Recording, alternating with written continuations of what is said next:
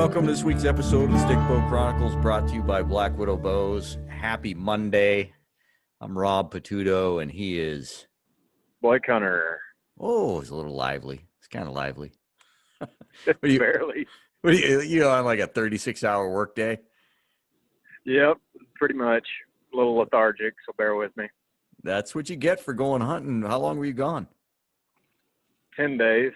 So Yeah, I've gone 10 days and then hit the ground running when I got back. Well, I'm pretty sure you left the ground running. Yeah, I did. I left at not a very great time. I had a lot of things going on and just kind of the way the cookie crumbled, I guess. But, yeah, so it'll be all right, though. I promise you, life does not get any less complex as the years go by. So if you're that wound that tight at 28, man, you're gonna be a train wreck at 52 like me. Oh man, yeah, I need to get some things wrapped up, especially with deer season fixing to start next weekend. But that'll be a good break. Did you ever figure out what was wrong with your inReach? Yeah, so I got a text, I think it was on the 17th, or a message from inReach on the 17th saying that they were blocking AT&T customers for like 6 days or something like that. So I got to call them and try and get a refund. So basically everybody that I wanted to talk to or needed to talk to other than you was an AT&T customer, and none of it was working. So the thing was pretty useless. You had to be my go-between. Yeah, it was pretty funny actually being your go-between. I was telling everybody the good news. Everybody was so happy. Yeah, everybody was so happy. Like, oh, finally heard from him. And then I thought, man, I could say, hey, yeah, everybody's what I told you. Everybody's wives have been and girlfriends have been notified, but one of them said all your stuff is in a storage unit. Yeah, you could have messed with us pretty hard because you were texting not just my girlfriend and my dad. You were texting everybody because none of our stuff was working. So it was it was pretty eventful there for the first 5 or 6 days. But anyway, we had a good trip though. Oh, it sounded like an awesome trip. But speaking of those inReaches, they're an awesome tool. I mean, really cool to be able to know what's going on at home. But super frustrating this spring, when I had mine and I'm back there in the Frank Church and nothing. I couldn't get it to work. It was freaking driving me crazy. So I don't know if it's worth it. Yeah, when it works great. But like when it, obviously when it doesn't, that's your only form of communication. The thing is you tell somebody like, hey, I'll send you a message when I get to camp, and then you get to camp and then for 4 days it doesn't work. That's what worries people. And, anyway, yeah, when it works great, it's awesome. But when it doesn't, it's frustrating. Yeah, no, it looked like a great trip, man. It looked like a really good trip. Yeah, no, we had a ball, man. It was pretty tough hunting with that snowstorm rolling in right before we went, but I think we made the best of it. Well, I'll give you another few more days, but man, you better get back at it. I know. I gotta get back in the saddle. You carried all the weight when I was hunting, so I'm just joking with you. So this week's episode, Blake, this guy is the first ever to accomplish a super slam with a barebow, and he held the world record grizzly bear for Pope and Young for 10 years. And he's also authored a book. His name's Dennis Dunn. And when I got the Pope and Young record book, I don't know when it came out last year or something. I was thumbing through it anyways, and his name kept popping up in all these species. And I had a few phone calls actually, and a couple of emails while I was elk hunting this year. And I was like, man, I gotta get to it. So got a hold of Dennis Dunn, and we had a great conversation a couple nights ago. Yeah, I'm looking forward to listening to it. It sounded like from what you were saying, that it was pretty interesting, and getting the super slam done period is pretty awesome deal. And yeah, if you go to his website, barebows.com, and there'll be a link in the show notes. There's a couple of videos on there, pretty intense. One of them is a brown bear, and the other one's a grizzly bear. Pretty intense stuff. But I think he took him 40 years to complete. Or no, he's bow hunting. Yeah, so it took him like 40 years to complete. And in an hour and a half, hour and 40 minutes, you really can't cover you can't cover 40 years worth. So it was pretty high level discussion, but it was really fun, and it was a good conversation. I might have to have him back on to drill down into some species. Yeah, no, I think that'd be great. Well, before we cut everybody loose on this, let's hit on the iHunt Close Trad Kill 2020. We got a lot of photos rolling in. We got turkeys and bears and antelope and elk, some deer. We don't have any cats yet. Jack Spanks, get on the ball, man. We're looking for some cats. But yeah. Or anybody, you got anybody out there in Australia? We'll consider cats big game, so we want to see them cats. No, it's awesome. We appreciate these companies jumping in and sponsoring this because, reposting these photos, it gets people fired up to get out there with a stick bow. So yeah, it's cool. Send your success photos to ihuntcloseofficial@gmail.com and, get in the pool. We're, I think December 1st, we're going to start picking winners for some Sitka gears. Blackwidow Bows has some stuff. Kifaru International, Ironwill Outfitters, all jumping in and helping us promote traditional archery. So we appreciate them. Get your photos sent in, and let's see your success photos from 2020. Yep. No, I've enjoyed looking through all of them. So everybody keeps sending those things in. We got a pile of them already. I know it. They're starting to pile in pretty good. Must have been a good moon there the last few days because we got 10 or so within 2 days. Mm-hmm.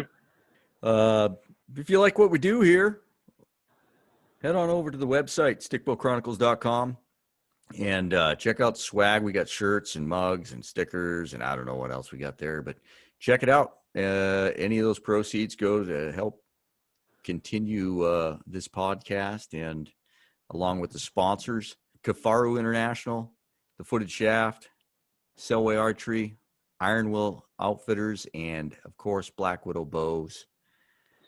I got one more thing. You got anything, Blake? I got one more thing. No, go ahead. Oh, I got a big shout out here to Dusty Esick. That would be Toby's brother, Toby of Blackwidow Bows. Do you see that bear he killed? I did. It looked like a good one. Dang, that thing looks like a quarter horse. See the legs on that thing. That's his first trad kill, man. That's awesome. Yeah, he's been a compound guy. That's the way to start off with a bang. Yeah, he's been a compound guy for a long time, Toby said. And first year with a stick bow, and I think he shot it with a Blackwidow. I'm not sure. Yeah, I think so. I think that's right. Could have been a Samick. So he sent that photo into our iHunt Close Trad Kill 2020. He sent that in, and he said, "Hey, man, if you ever want to," I won't say exactly what he said, but you ought to have me on the podcast if you want to hear the real side of Toby. So it's kind of we might have Dusty on him. Yeah, we might have Dusty on sometime. Oh, that's funny. That's all I got, man. Cool. Let's get out of here. Well, Dennis Dunn, head over to barebows.com. Check out those videos he's got up, and buy one of his books. Guy's done a super slam. It's pretty rare. That's all I got. Enjoy. Roger out. Hey, Dennis, how are you doing today? Doing well this evening, Rob. I hope that goes for you too. Well, I just got back from work, and it's my Friday, so I got a lot going for me. You bet. You got a long weekend then, huh? Yeah.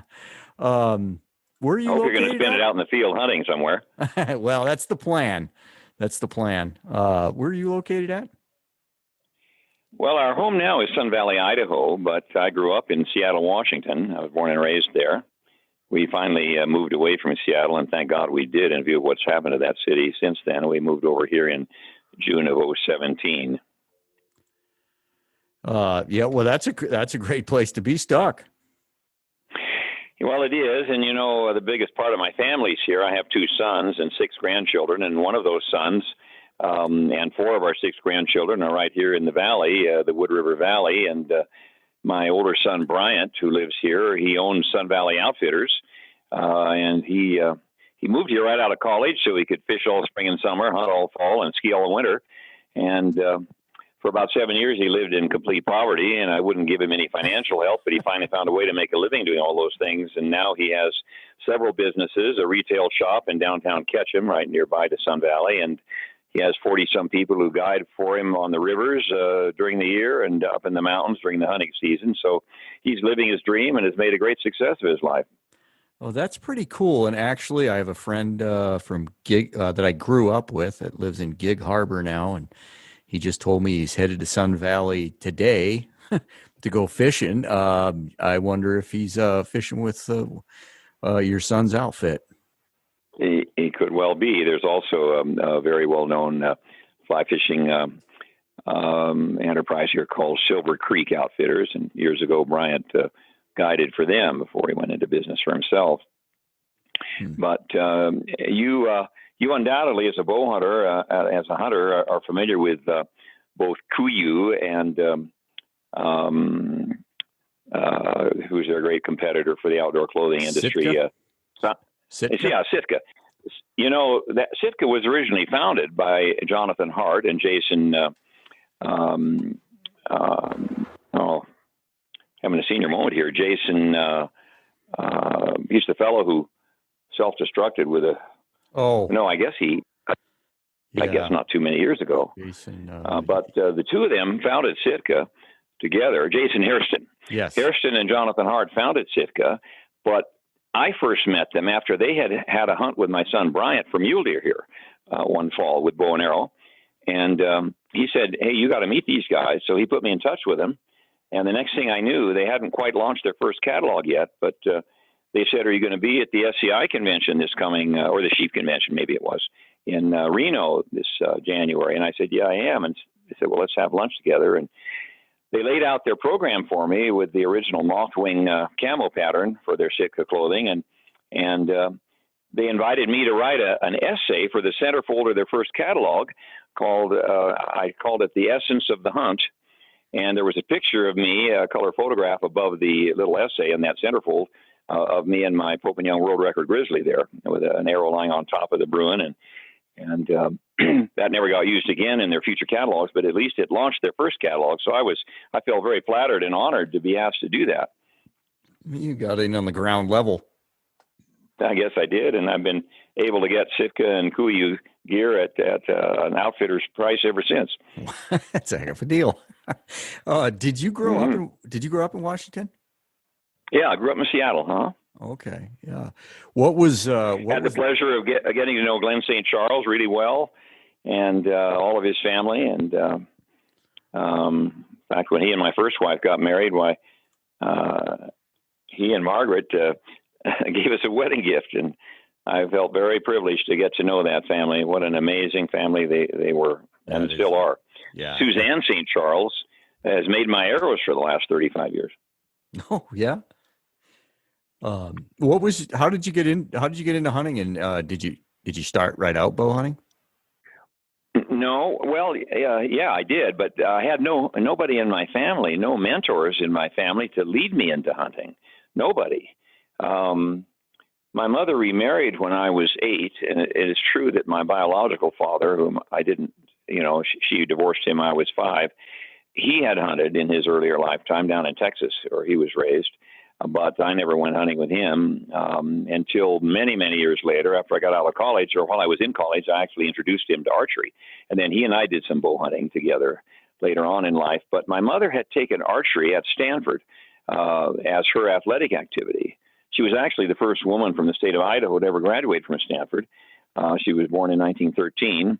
And when I was 5 years old, Mother brought home a toy set of bow and arrows from Bartell's drugstore with rubber cups on the ends of the arrows. You remember those old kind of toy arrows? Uh-huh. And she glued a concentric ring target that came with a set on the back of the bathroom door at the end of the hallway, and said if I closed all the other doors in the hallway, I could shoot down that corridor. So I got quite intrigued with that first toy set of bow and arrows. And a year or two later, at age 6 or 7, I can't remember which, she sent me off to a summer camp down in Willapa Bay near Ilwaco, near the mouth of the Columbia River. There was a camp called Robin Hood Camp, and they had real bows and arrows with steel tips on the ends of the arrows, and I could shoot back to 25 yards. And I got totally addicted to archery. And then I romanticized all the way to age 16 and the emancipation of a driver's license about the romance of how neat it must have been for the Indians to sneak around through the forest with bow and arrow in hand and sneak up on a deer or an elk. And I just couldn't wait to start hunting big game with a bow. But I actually began hunting squirrels and small game on Mercer Island, which was in the middle of Lake Washington near Seattle, before they had any such regulations against small game hunting at that time. I shot an awful lot of squirrels, offered to make my mother and my sister a fur coat out of squirrel tails and squirrel hides, but they were offended, and so I didn't follow through with that. Anyway, that's how I got my start in bow hunting.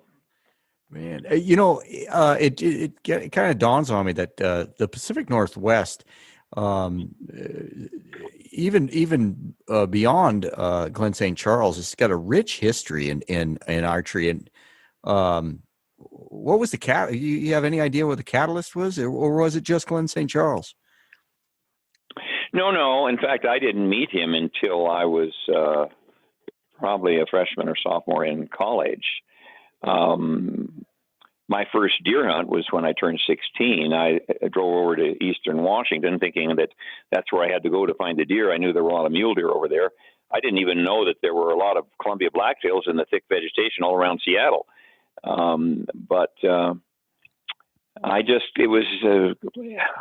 It came from within. I just had that lust for nature and the outdoors, and I wanted to get close to animals, and I thought there was nothing cooler than be able to get within the red alert zone of a deer or an elk without them knowing you're there, and observing them for a long, long time, and hopefully finally getting an opportunity or a shot corridor to get an arrow through when they made the wrong move and gave you a chance. And, one thing led to another. I didn't take my first deer with a bow until I was out of college.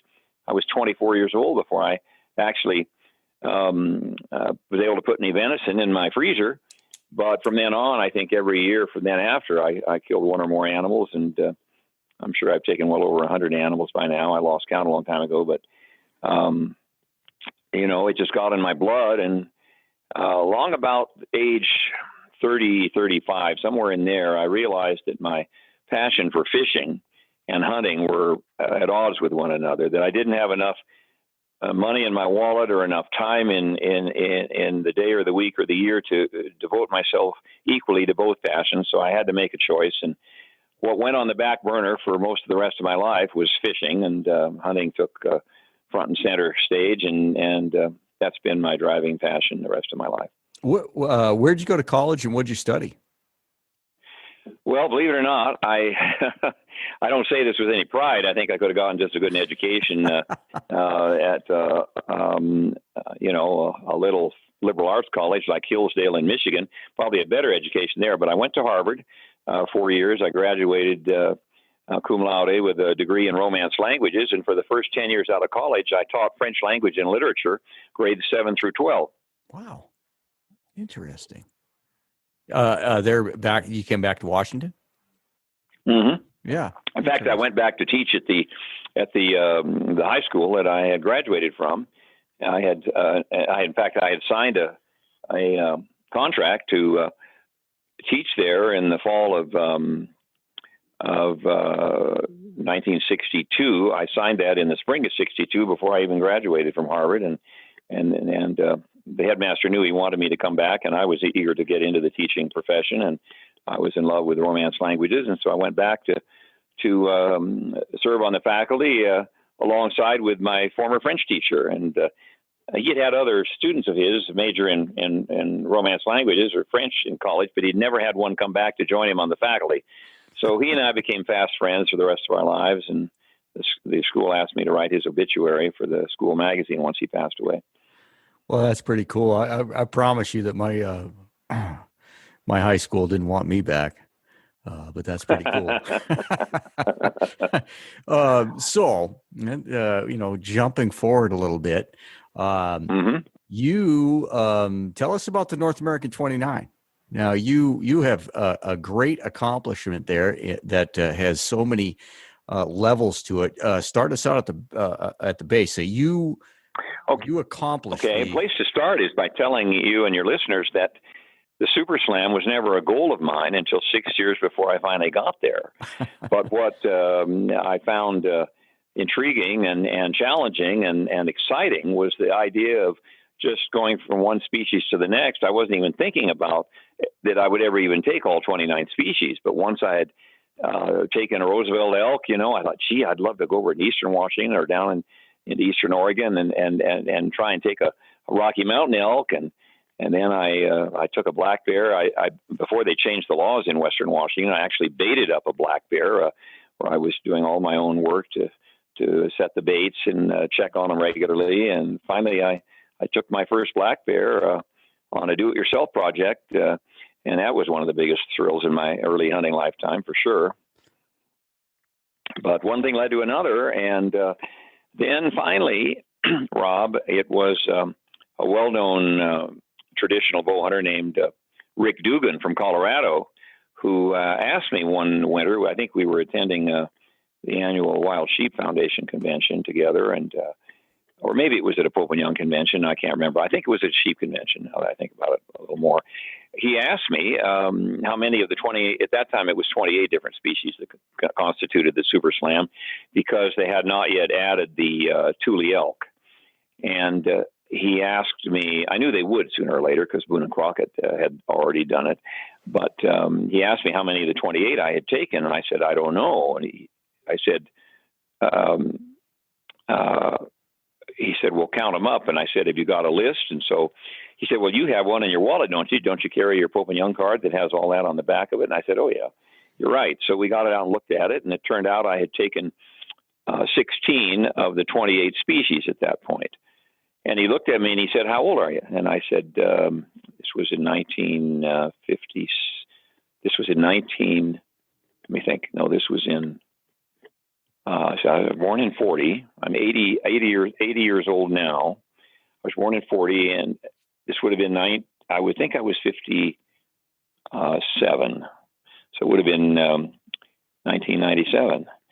And he said, well, at 57, you still got a lot of good years ahead of you for bow hunting. He said, if you get serious about this, you've got a chance to do something nobody's ever done before. And I said, what do you mean? And he said, well, there's only one or two guys that have taken all of the 29 species. I think it was that point. It was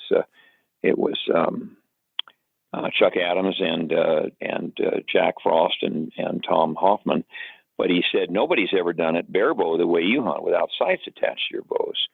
And at that point, I had taken about half of my animals with stick bows and the other half with a sightless compound. I got seduced by the faster arrow speed and flatter trajectory and lighter holding weight at full draw that the compound offered. So when it first came out, I, as I say, got seduced by it and used it more often than not for the next 30 years or so.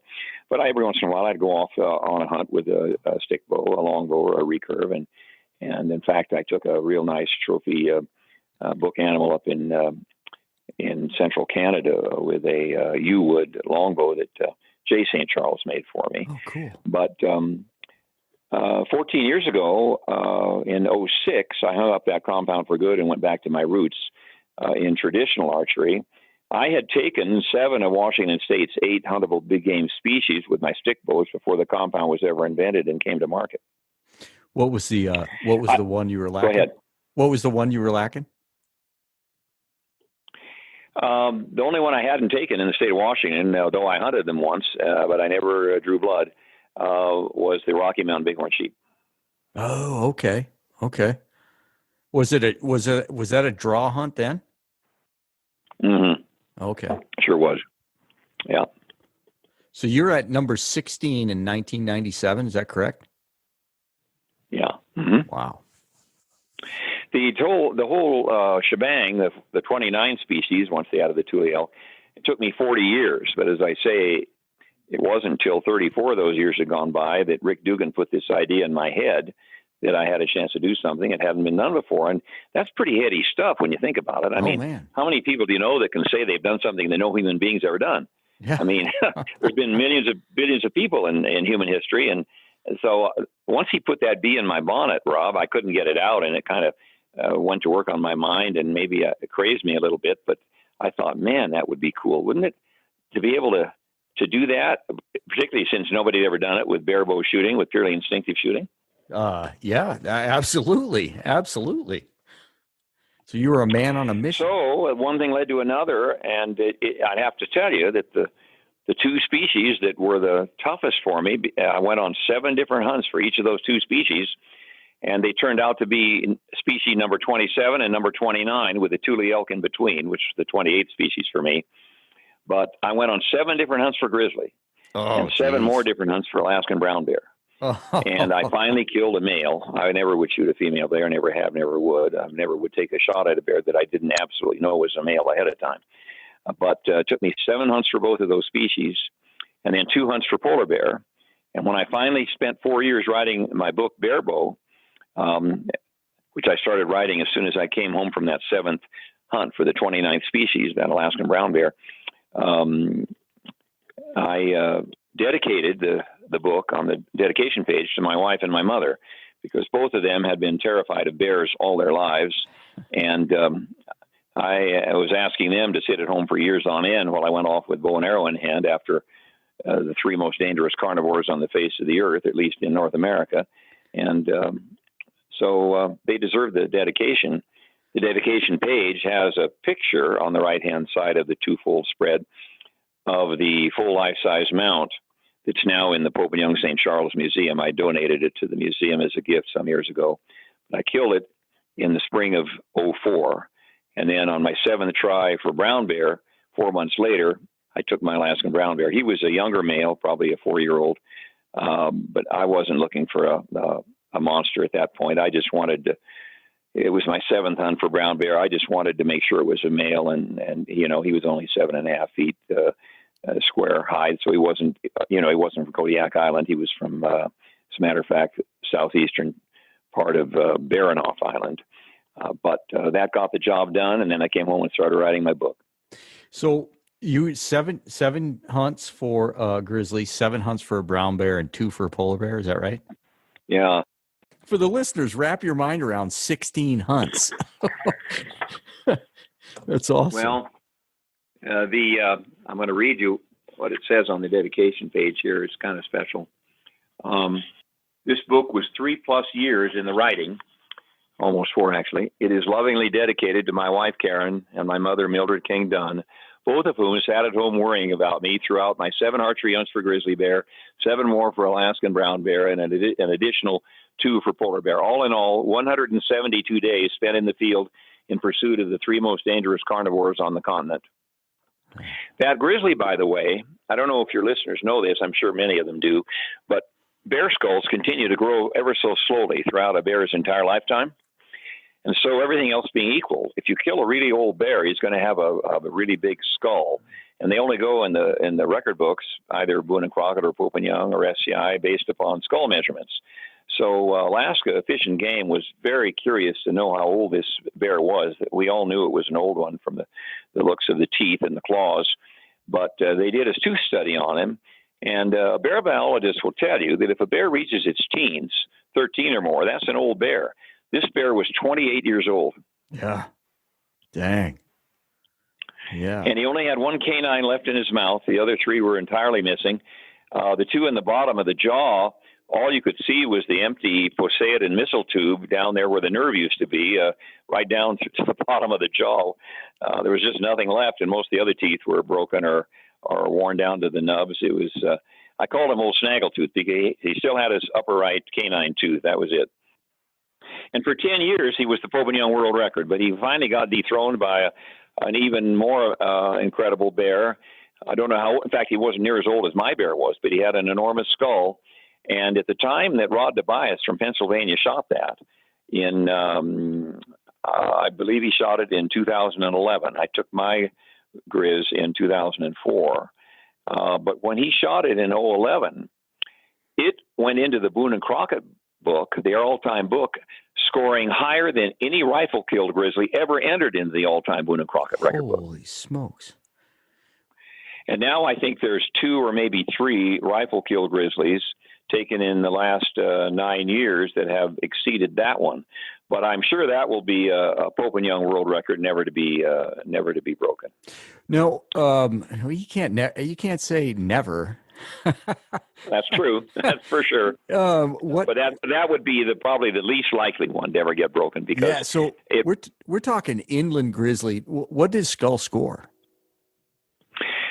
My bear, it got measured a year after, for Pope and Young, a year after it got entered into Boone and Crockett, because it had to be panel measured a second time. It went into Pope and Young at 26 and 3/16 and into Boone and Crockett at 26 and 5/16. I know a little bit about brown bear. So for a grizzly that big, my gosh, that is a monster. Dang. Well, that's why it was the world record for 10 years. Oh, that's incredible. Yeah. That is incredible. What was your... And Rod Tobias's bear ended up going into Boone and Crockett at something like 27 and 5/16, and I think it netted when it was finally panel scored for the new world record at Pope and Young. It went in at 27 and 1/16. Dang. What was your setup? Yeah, I mean that's a lot of hunts. I mean, 16 hunts. I'm assuming your setup was similar throughout the years with all those hunts. But... No, not at all. Every hunt was different. Okay. Absolutely, every hunt was different. I took that grizzly with the Umpenauers of Hunt Alaska. Eric Umpenauer was my guide, and he now has his own. He was guiding for his dad at that time, Virgil. But he now has his own guiding business, very successful on Dall sheep and grizzlies. But he was guiding me on the coast of Norton Sound, about I don't know, maybe 40 miles from where the Yukon River dumps into the Bering Sea, and we were hunting in May. That beach there, for eons, has had a large herring spawn every spring that comes in once the ice breaks up, right after the ice breaks up. And these herring come in by the millions and lay their eggs, and they do their breeding right there along the shore. It's a rocky shoreline with a lot of boulders of all sizes, so it makes for a really great stalking. If you can find a bear on the beach, there's usually a way to, assuming the wind doesn't screw you up, to get close or set up an ambush. And that's how we got my bear. We spotted, and you don't even hunt during the daytime. Those bears are nocturnal. They come down out of the mountains at night, down to the coastline. They don't want to be seen during the daytime because they get shot at by the Indians up there, the boat traffic that goes back and forth between Unalakleet and St. Michael. And so those bears are not visible during the day. So you have to train yourself as soon as you get to hunting camp to sleep during the day so you can hunt at night. And it never gets completely dark up there. And of course, May is approaching the longest days of the year up north. The sun doesn't even set till about 11:30 at night, and then it barely slides below the horizon for about 4.5 hours before it comes up again.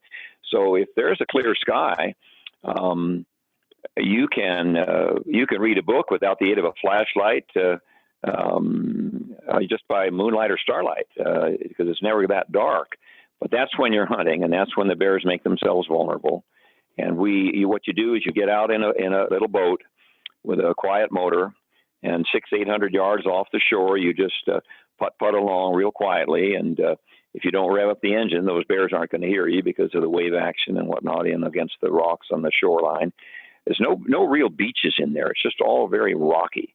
And those herring get caught in the slots between the rocks, or get washed up into the cracks between the rocks from the tidal action or the wave action. And those bears must have learned about it through their noses eons ago, and they come down at that time of year from the high country. They're really not coastal brown bear. They're interior grizzlies that come down there to feed on those herring, and also to look for beached walruses and whales and whatnot.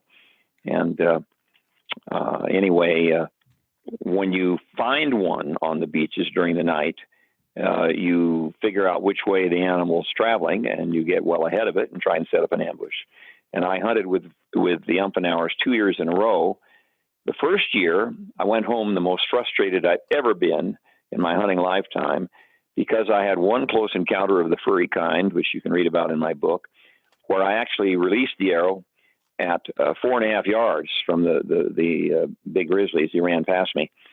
Arrow was perfectly aimed for a double lung shot, but Mr. Murphy of Murphy's Law fame found a way to defeat me.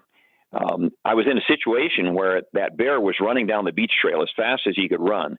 He had gotten the scent of my guide, who was up on top of the bluff and 100 yards or so in front of me, hoping he could spot that bear coming our way before I saw him. But what happened was the bear coming my direction, he had just come around a corner on that beach trail. He was about 80 yards from me. And I suddenly saw him and immediately realized I had nowhere to hide. But I saw him stop and put his nose in the air, and then I saw him get the scent of my guide, who was just out of sight above him up on that bluff. And as soon as he got that scent, he put his head down and launched into a run as fast as a bear can run. And I knew I had nowhere to go and that he was going to be running right over the top of me. So all I could do was to kneel in that trail, put an arrow on the string, and I came to full draw when he was about 30 yards from me. And I knew with the it was about 1:30 in the morning. And I knew in the half light of the Arctic spring night that he would either blow over the top of me because he wouldn't see me in time, or else he would veer to the side at the last second. And I figured I was going to wait till he was about 12 or 14 yards in front of me, and then release the arrow into his chest, because he had his head lifted up high when he was running so hard. So I knew I'd have a clear access into that rib cage through the front of the boiler room. But if he didn't veer to the side, I was going to release the arrow and hit the ground, and he would blow over the top of me before he could put on the brakes and turn around to hold me accountable. And then I had bear pepper spray on my belt that I figured I could use if I had to. In the meantime, my guide wasn't far away, and he had a rifle, so I wasn't too worried about it, but it was sure dramatic. And as it turned out, I measured the distance later at about 8 yards. I hadn't released the arrow yet, but at 8 yards, he did veer to his right to pass me on my left at about 4.5 yards. And because I'm left-handed and have to shoot off the right side of my body, the fact that I was kneeling on the ground made that all of a sudden a difficult situation, because I couldn't just draw and release because he was on the wrong side for me. So I had to pivot on my knees and release the arrow all in one fraction of a second. And I remember toppling over backwards just after seeing the red and yellow fletching of my feathers reach his rib cage. And I thought, oh, man, I got a double lung shot, just perfect. And yet you can't believe what Murphy did to defeat me. We figured it out many hours later, but Eric came running down off the top of the bluff with his heart in his mouth and hyperventilating so fast he couldn't even speak for a bit. But when he finally was able to muster up a few words, he said, he congratulated me. And I said, did you happen to see where the arrow hit him? And he said, no, I didn't see it, but he said, I heard it hit him. And I said, well, I know that the arrow was perfectly aimed. And if you heard it, that doesn't sound good to me, because it must have hit a big bone. And then we started looking for the arrow. And about 25 yards down that beach trail, there was a little boulder, maybe 3 feet off the ground, maybe a hair more, not much. And my arrow was lying in that path, parallel to that rock. And I picked it up, utterly dumbfounded, because it looked like it was intact. And then I realized that the broadhead was missing, except not all of the broadhead. Half of the broadhead, the back half, was still attached to the arrow. Well, that was, a real conundrum. We scratched our head over that for a while, and we spent a lot of time looking for blood, and there just wasn't any, except we found we managed to find a few specks the size of the head of a pin, 3 or 4 places for the next 100 yards. And then we found the place where he turned away from the beach trail into a shallow draw that went up back into the high country. And that's how he made his exit. But right at that spot, we found the back half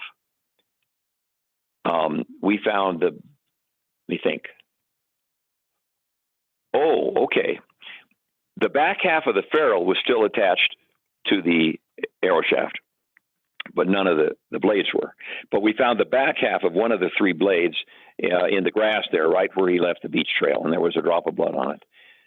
What we finally figured out, Rob, was that, when a bear's just walking, his elbow bone never goes far enough back to block access to the lungs.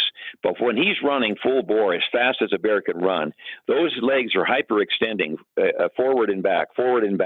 And my arrow happened to arrive right there for the perfect spot behind the front shoulder, just as the rear point of his elbow did. And that broadhead embedded in the bone of the elbow. And when he went past that boulder, it snapped that arrow off flush with the bone. Man, nice shot. Yeah, that's a small target. I'm not sure if you want to use your time up in this podcast interview for another story, but if you think you might, I can tell you that 2 nights later, I had an even closer encounter of the furry kind with another big bear, not as big as that first one. Eric happens to think that bear was bigger than the world record I shot the next year. But at any rate, 2 nights later, I had a shot at a bear, I'm not kidding you, from 36 inches away, made a perfect... I had the arrow aimed perfectly, but Murphy found a way to prevent that arrow from killing that bear. And if you want to hear that story, I'll tell it. All right. 2 nights later, we were out there, after dark, or long after sundown anyway, looking for a bear along the beach. And we saw one up ahead of us.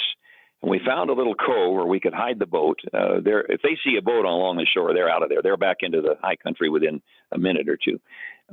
They can't run fast enough if they see any sign of human activity. But we found a place to hide the boat. And then we went towards him, and we knew he wasn't even a half mile away. And we went until we found some good boulders, one in particular, only 5 yards off the beach trail that goes along the high water mark of the beach. And those bears travel either that trail or they get up on top of the bluff where they can see better and travel we call it the high road and the low road. Well, here was this boulder, I want to say about 6.5 to 7 feet high, pretty much standing on end. It was a lot taller than it was wide. And right up against it, touching it on the side away from the bear, was a boulder about 3 feet off the ground that I could put my butt on with my back to the big boulder. And because I shoot off my right side in the low road, beach trail was to my right, being left-handed, it was a perfect setup for me. And my guide was hunkered down in the rocks right close to my feet, where he could see around the rocks. And we agreed upon a plan. And pretty soon he whispered to me that he could see the bear, and it was out there about 60 or 70 yards out. And the plan we had arrived at was that once the bear was starting to pass behind the big tall boulder that was right at my back, he would tap my boot with the tip of his rifle barrel. And then that would be my signal to draw immediately. So I had an arrow on the string, was ready to draw, and I heard him whisper at one point 30 yards, and then 20 yards, and then he didn't whisper again. And then I felt the tap on my boot. So I came to full draw expecting this Bruin. I knew by the time that Bruin came out from behind that boulder, he would be essentially broadside to me, and I could release the arrow right away. So it seemed like absolutely the ideal, perfect ambush because the wind was in our favor. It was an offshore breeze at that point, the wind coming off the top of the bluff out over our heads to the ocean. I knew he wasn't going to get our scent. So I come to full draw, and nothing happens. And I don't hear anything. I don't see anything. I'm at full draw for about, 15 seconds or so. And I'm thinking, my gosh, where can he be?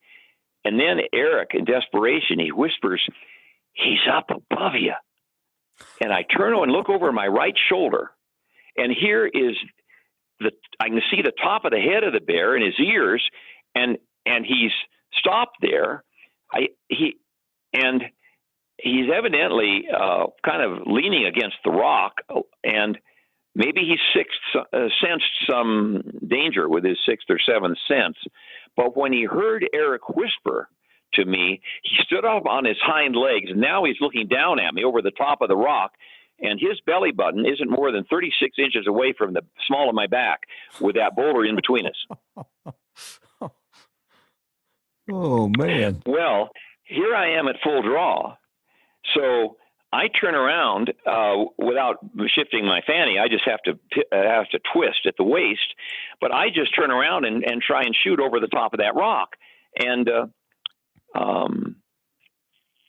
have you ever heard of something called the parallax phenomenon? Oh, yeah. Do you know what that is? Oh, yeah. Okay.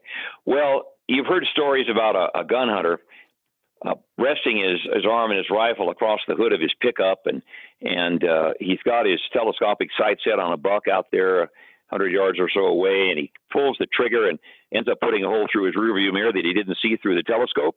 Yeah. Well, essentially, that's what happened to me.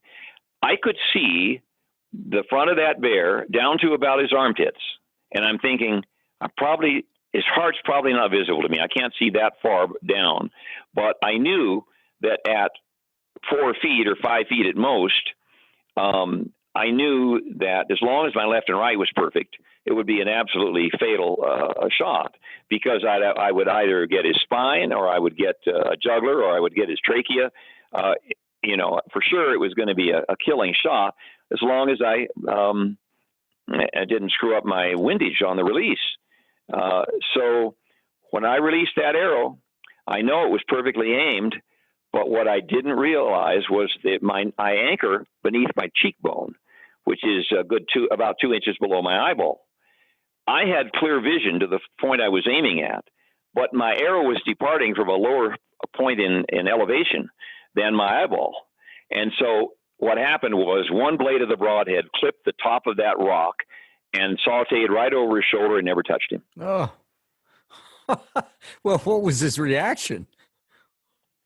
Oh, he spun down off his hind legs, went running back the way he'd come, and disappeared up into the high country immediately. But those are two close encounters of the furry kind, of which it'd be hard to imagine anything be more dramatic than those two, huh? Oh, man. Yeah, I don't. Well, that's just two of the 104 stories in my book. Well, I don't think I want to guide you either. Murphy doesn't really care for you. Well, Eric was as frustrated as I was, but he understood. I mean, those are, Murphy can pull some dastardly tricks out of his bag of tricks. If Murphy's law is, if something can go wrong, it usually does. And I think bow hunting is the epitome of Murphy's law in more cases than not. Yeah, and I watched the video of the one you end up killing, and that wasn't a very long shot either. No, the one the grizzly ended up killing, that was about 8 yards. Uh-huh. Yeah. When I shot my brown bear 4 months later on Baranoff Island, that was about 4.5 to 5 yards as he waded down the river. Did you watch that video? Is that the one I watched? I did watch a video on your website. There's 3 there. Okay. But the one where the bear is wading down the salmon spawning channel with salmon teeming all throughout the river, he never took his eyes off the surface, and he walked right past me at 5 yards or less when I released the arrow, and it went right through both lungs, through the middle of his heart, out into the river. Never found the arrow, of course. It got washed out into the ocean, which was only 100 yards away.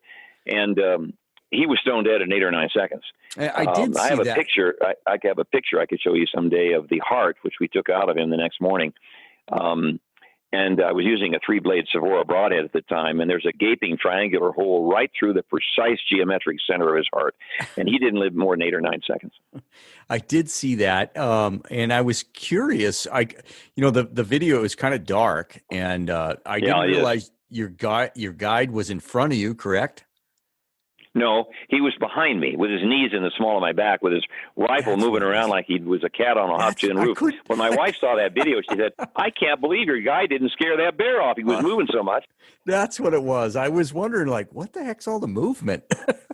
Yeah, exactly. Well, he was nervous. He had never guided a bow hunter to an Alaskan brown bear before. And here I was at 5 yards from this male brown bear, about a 7.5 footer, and he was just nervous as all get out. But I had chosen to set up I chose that ambush spot, and I picked my ambush spots carefully. I don't have a death wish. There was an underwater log, a couple of big logs in the river right there coming off the bank where I was seated with my butt on the end of a log that stuck out of the steep gravel cut bank. And my boots were only 6 inches away from the flow of the water. And when that bear went right past me, just beyond that underwater log, had he decided to come at me, he would have had to jump out of the water and over that log just to get at me, all in one fell swoop, so to speak. I knew that just wasn't going to happen. So I felt very safe.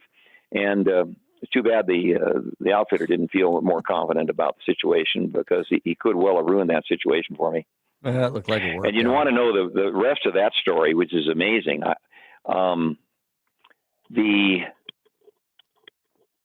The night before I killed that brown bear, which was my 29th species, we had been on a different river there at dusk. 2 nights before, and seen an enormous male, a really big old bruin that he had seen before. He knew that bear lived in that area, and he said he would be a Boone and Crockett bear. And so he took me in there and wanted me to have a chance at that bear. And we saw him when it was really too dark to shoot, and he was right across the river from us. We crawled to the point where we could really glass him pretty well, but there was no chance of killing him that night. But I was amazed at the size of that monster. And so we were back there, that same spot, the next afternoon, about 4 p.m, and there was a big old rainforest maple tree with moss all over the upper limbs, right across from where we had seen that bear the night before. And he said we had been coming downriver the night before, having gone upriver a good mile or more to another spot he wanted to check out. And he said that bear was probably feeding in the river right underneath that maple tree. So he said, we'll come in there tomorrow, and you'll probably have a chance to shoot him there just before dark. Well, we got up in that tree. There was a way to climb up it if you were careful. And see, I was 64 at the time, but I'm pretty agile, and I had done a lot of mountaineering when I was in college, so I didn't have a fear of heights. I got up in that tree along with the guide, and I was pruning with some pruners, little sapling, little limbs and twigs off of different major limbs so that I could have better shooting lanes to get an arrow through at a bear down below on the gravel bar on the edge of the river. And unfortunately, I climbed up in that tree with hip boots on. And the moss on those limbs was really thick and dense. And I mean, 2 or 3 inches thick on the top of each limb. And I got a little careless, and I was as I was waltzing back to the place I intended to sit, and from where I intended to make my shot if I got a shot opportunity, I got a little careless, and one of the heels of one of my hip boots got caught in the moss, and it caused me to lose my balance, and I toppled over backwards and fell out of the tree 20 feet to the gravel bar below. Oh, and man. You know, I happen to believe there is an almighty God, and I can't tell you how many miracles along the way during my hunting lifetime he has blessed me with, but that was one of them, because I landed on rocks below, but I did a somersault in the air, and I came down on my hands and my knees and hit real hard, and I bruised my hands I bruised the palms of my hands pretty bad, but not so bad I couldn't draw my bow the next day. And it was the next day that I killed that Alaskan brown bear and claimed the first ever barebow super slam. Oh, wow. So that's how you close the deal. Wow. Yep. But I almost lost my life the night before. Oh, man. You know, take me through the range of emotions. I mean, punching a tag like Lord. That. Yeah, punching a tag like that. I mean, it's got its own, set of emotions, but then to have completed the North American 29, I mean, that's a whole nother level. Well, I'll tell you, there was elation for sure, but the single biggest feeling and emotion that swept over me was one of relief, because I had it as a goal now for 6 years, and I'd been frustrated again and again and again by those 2 big bears. The polar bear only took me 2 hunts. In fact, I could have ended it sooner, but I wasn't willing to shoot a bear that the Inuit outfitter had run into the ground with a snowmobile, and then he wanted me to shoot him. And I said, hell no. And I went home without a bear. I mean, I could have shot one, but it wouldn't have been ethical. So I went back the next year after the booking agent that I booked that polar bear hunt with had a talking to with the hunter trapper organization in that Inuit village, which was Pelly Bay. And so between him and me, we got them better educated as to what fair chase is all about. The Inuits don't understand fair chase. They've had to survive in the harshest climate in the world by being the ultimate pragmatists. Nothing in their world do they do that isn't as efficient and as pragmatic as it could possibly be, or they couldn't possibly survive. So once white men came along, and Pelly Bay never met their first white man until 1954. I was 14 years old before that Inuit community ever ran into their first Catholic missionary who came up looking for them. But they all got converted to Catholicism within a few years. In about 1957 or 8, they built a stone church just outside of the hamlet of Pelly Bay. And anyway, I'm getting off on a tangent here, but no, I want to interject there because I think it's funny how we collectively oftentimes put our our morals and ethics on people all across the world. Like, yeah, of course their ethics and morals are different because they're not doing it for sport or for passion. They're doing it for survival. And that goes. That's exactly right. And once they found out that they had access to man's snowmobile and then, heaven forbid, his rifle, that totally changed their way of life, their way of living, their way of hunting. So for them to see a 20th century or 21st century bow hunter come up to their community and want to take a polar bear with an old-fashioned stick and a string. I mean, I actually took my polar bear with a sightless compound. I hadn't yet hung up my compound for good the way I did 14 years ago in the fall of 06. But I think I took my polar bear in 01, so I was hunting with a compound. But for them, it's totally ridiculous when it was so easy to kill a polar bear using a snowmobile and a rifle. They just kind of laughed up their sleeves about us silly white men coming up there to shoot them with a bow and arrow. Yeah. I just had to interject that because that goes for communities all around the world. we That's aren't so true, Rob. Yep. So you complete the North American 29. At this point, how many entries are Pope and Young? When you complete it. When I completed it in 04, somebody asked me that, and I counted them up. It turned out that there were 17 out of the 29. That counted the Thule elk now as part of the 29. 17 that I had taken, and 12 that didn't measure up to Pope and Young trophy quality. Granted, that's an arbitrary yardstick. Sure. You could use the SCI minimum, or you could use Boone and Crockett, or Pope and Young, but I figured being a bow hunter, Pope and Young was as good a place to start as any. So that was kind of my measuring stick.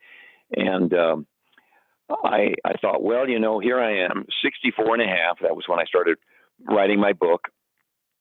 And that was 2 years before I hung up my compound for good. But I thought, I'm too old and I have a heart condition. I'm too old to even think about hunting Africa with a bow at this point, or God forbid, the high mountain ranges of Europe or Asia for the wild sheep and goats of those continents, like some of my bow hunting buddies that I knew through Pope and Young. And I thought, I'm just going to go back and revisit the North American 29 and see if I can't, because I had fallen in love with each of those 29 species. I'd been on many different hunts for different ones before I finally had success. Although, there were a few animals that I managed to take on my first try for the species. But at any rate, I thought it's going to be a barrel of monkeys to go back and try and upgrade those 12 species. And given my age, I'll probably never get there, but I'll have fun trying. Well, lo and behold, knocking them off 1 or 2 a year, and some years with no success. The only way you shoot a trophy animal is to pass up everything less. And so when a bow hunter goes afield, you may not even have a crack at a trophy animal for a year or 2 or 3. But I'm persistent. I was born under the sign of Taurus, so Taurians are very stubborn and very determined. And I suppose that may in part explain why, along with my Christian faith, why I was able to survive 66 days this last summer in a bison blind on the Kaibab Plateau in northern Arizona. And I finally upgraded my 11th of those 12 species that I needed to upgrade with this old bison bull near the end of his life on the 66th day of that hunt this summer, 3 days before my bison tag was about to expire. I spent 12 hours a day in that blind for 66 days in an upright, sitting in an upright chair. I had the Bible with me, and I managed to use that time. I knew I'd never have so much time on my hands again in my life. I managed to read the entire New Testament and almost half of the Old Testament during that time. And there's no doubt in my mind, Rob. You started with the New Testament. I find that curious. Well, I did, because the Old Testament is really the history of the Jewish faith, and I wanted to become thoroughly familiar with my own Christian faith, and then go back and find out and read through all those elements in the Old Testament that predicted the arrival of someday of the Messiah. Of the Messiah. That's right. Yep. So that's the way I did it. Parts of the Old Testament are really, really tedious, but I found it fascinating. There's lots of very interesting stories in the Old Testament. Probably more interesting stories in the Old Testament than in the New Testament. But it was a great experience for me. It deepened my faith. I've had a strong faith for quite a while. But I've had so many, and the readers will find in my book. I don't ram my faith down anybody's throat, but there's never been an animal in the last 20 or 30 years I've taken that once I recovered the animal, I didn't say a prayer of thanks to the Almighty for having made the blessing possible. And you will read in my book about a number of miracles, things that truly could not happen unless the Almighty had taken a hand and lent me some providential assistance. That's one thing I'll never turn down if it's offered, and that's providential assistance on a hunt. Oh man. 66 days in a blind. Walk us through how that was came to a head. Okay. Let me explain the hunting situation first of all. This bison herd is called the House Rock herd. It used to live down in the valley below the Kaibab Plateau. But after those years when Chuck Adams took 2 big bulls down there in that area, and Corky Richardson took his Pope and Young world record, that herd in the last 10, 12 years has migrated up onto the plateau, and they moved right into the north half of the Grand Canyon National Park, and that's where they live. You cannot hunt them in the park, of course, but the herd has grown to the point where the park rangers are beside themselves. It's gotten so big and so healthy. There are over 1,200 bison in that north half of the park on the north rim of the Grand Canyon. And so in working in concert with Arizona Game and Fish, the Park Service has encouraged the hunting, but obviously it can't be in the park. So there are a couple of outfitters that go after the lucky tag holders that get drawn on the Arizona lottery draws every year. I knew I was near the end of my life, and that if I was going to have any chance at all of achieving my dream of completing the first ever purely instinctive all Pope and Young Super Slam, that I was going to have to be proactive and go after what they call in Arizona a commissioner's tag. My odds of getting drawn in Montana, Wyoming, Utah, Alaska, or Arizona on the state lottery draw were anywhere from 0.5% to just over 1%. And I knew I wasn't going to live another 50 or 100 years to get drawn on those odds. So I thought, and I knew that the 2 outfitters that offer bison hunts in northern BC, they were booked for 2 or 3 years out. I last hunted with the Hammets at Sicanee River Outfitters in northern BC in October of 2018, just 2 years ago. But I didn't have a chance at a big bull. I passed up about a 6-year-old. I could have killed him easily, but that wasn't going to get the job done. So I realized I had to go after one of those auction tags, and that's how I got this tag for northern Arizona. Now, the 2 outfitters who go after successful tag permittees, one of them is, I won't name him by name, but I don't consider him an honorable guy. And I had a very unpleasant dealing with him last year because his name got referred to me first, and I booked a hunt through him and paid him a lot of money, never even met him. even though I had the state commissioner's tag good for 365 days, he never bothered to even return a signed contract to me or even come into camp to meet me. So I was thoroughly disillusioned there, and I never saw bison during the first 5 days I hunted last August 15th when the season opened. But I had to scurry back to Idaho and repack my bags to go to Alaska for a caribou hunt last August. That turned out to be a disaster. But in the meantime, I discovered the existence of this other outfitter who I learned when I started doing more research was the guy that almost everybody goes to because he has such a great reputation. His name is Russ Jacoby. And if any of your listeners ever get drawn for an Arizona bison tag, you have no other choice to even consider than Russ Jacoby. The people who think they can go into that area and hunt alongside the park boundary, hoping to have a chance at a bison, especially a bull, they're kidding themselves. The chances are slim to none of doing it on your own. The only way they're successfully taken is over salt. Those bison will let you walk right up to them inside the park boundary and take their picture from 20 feet away. Or they'll walk across the paved highway just inside the park boundary between bumpers of cars only 10 feet apart and have no concern about man. But outside that park boundary, spot and stalk isn't even a remote possibility. They visit the salt blocks, which Russ Jacoby has scattered along a 25-mile stretch, anywhere from 50 to 300 yards away from the park boundary. And he set up trail cameras on each one and double bull blinds in each location. Most of his hunters are rifle hunters, so the blinds may be 50 yards away or even 100, 120 yards away. But the bison are not shy of blinds, but they're terribly shy of man. And if they get your scent, if they hear anything that makes them think there's somebody in a blind, or if they even hear the sound of a truck engine a half a mile away from the salts they're headed for, they're right back in the park within seconds. So you have no chance of killing any of them because most of their visits are nocturnal. They occasionally make a mistake, especially during very hot weather, and once in a while will come in daylight hours, or during the dark of the moon, when they don't actually feel comfortable traveling in total darkness through the forest they have to travel through to get to the salts. But Russ is a real pro, and he told me when I explored this possibility of hunting with him last April, he said, I want to refer you to the game regulations for Arizona. He said, if you read in there, you'll see that Arizona Game and Fish make it clear that this bison hunt for the house rock herd is one of the toughest hunts in the state. And he said, and the language there is, it's definitely not a hunt for everyone. And he said, I want to reiterate that because he said the average number of days that my hunters over the years have had to spend in a blind before they had their first visitation from any bison during daylight hours was 14 days.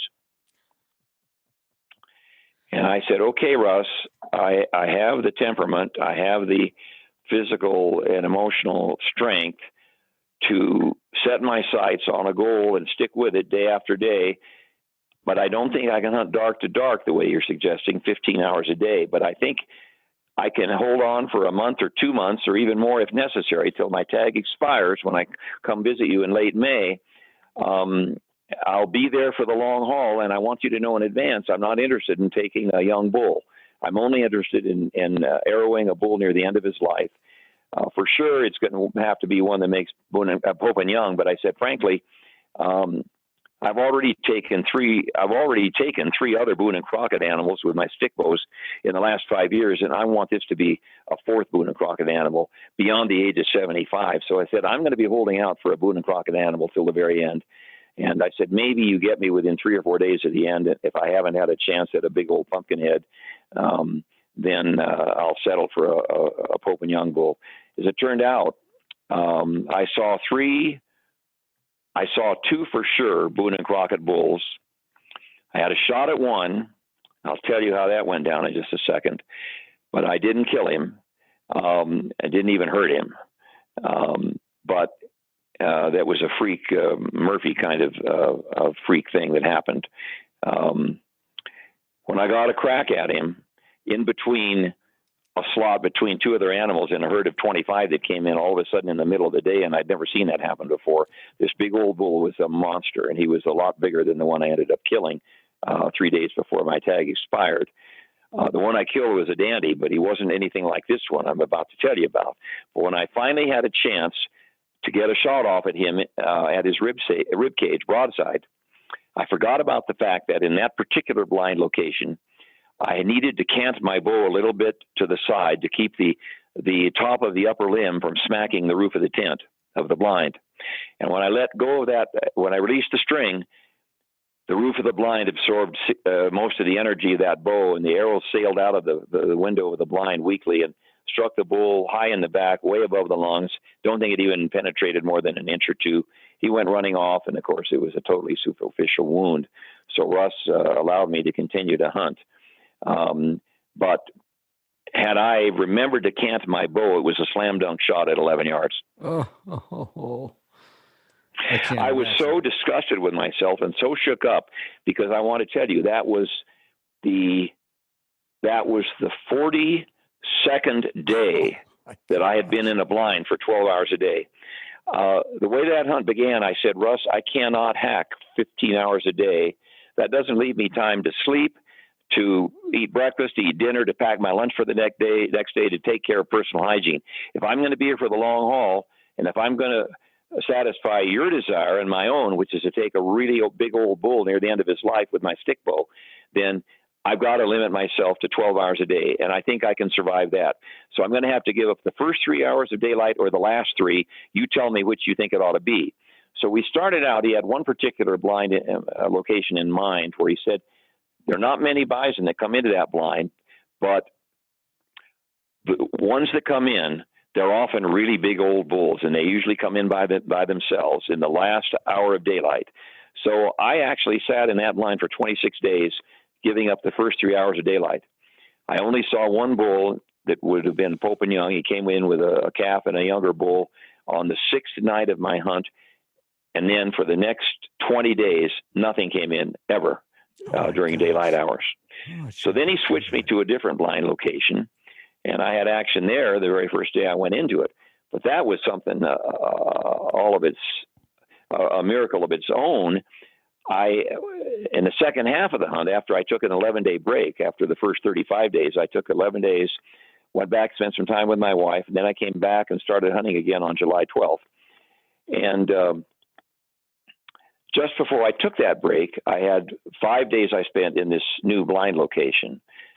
The first day, now that I think about it, nothing came in. But the next day, now here I was, I was still giving up the first 3 hours of daylight. So I was getting into that blind about 8 in the morning. By the time I came in that second morning to that new blind location, long before I got there, I could hear the herd. There was a pile of animals in there, probably 30 or 35, that had probably been there during the dark and stayed beyond daybreak. And once I knew they were there, I snuck down through the forest towards the back end of the blind, which was just inside the edge of the forest, on the edge of an old skid road that hadn't been used for decades. And the salt blocks were out in front of that blind, about 15 yards out in front. And we'd set them up like that the day before, the first day I went in there with the guide. And so that was in stick bow range for sure. And but I knew that I was going to have to be real careful to see if I could get in that blind without spooking them.